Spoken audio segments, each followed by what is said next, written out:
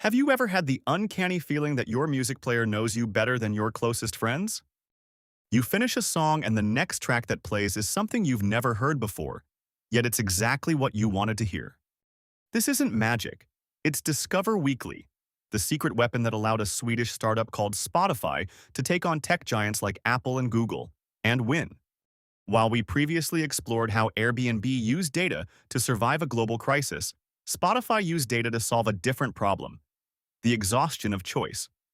To understand how they did it, we have to look back at the state of the music industry before streaming became the standard. In the early 2010s, finding new music was a chore. You either listened to the radio, where DJs chose the hits, or you spent hours browsing blogs and forums. Even when platforms like iTunes arrived, they were essentially digital warehouses. You had access to millions of songs, but you had to know what you were looking for. The burden was on the consumer to search, click, and organize. This created a massive friction point. If you didn't have the time to be a music historian, your library stayed stagnant. Spotify realized that in a world of infinite supply, the most valuable service isn't access, it's curation.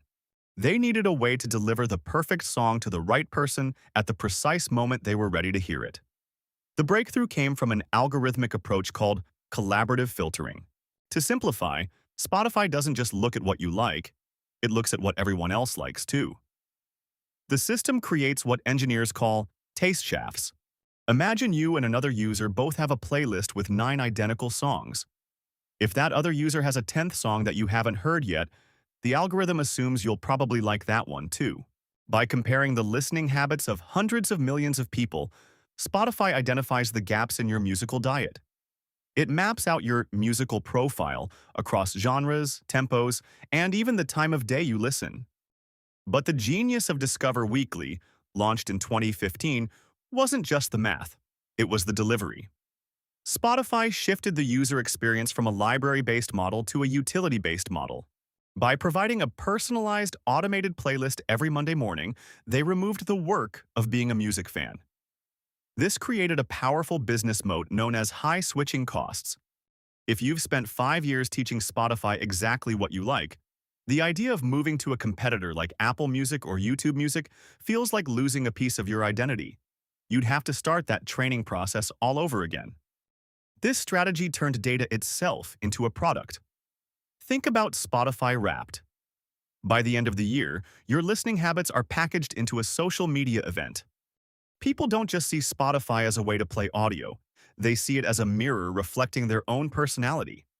This emotional connection turns a simple utility into a lifestyle brand that users are fiercely loyal to.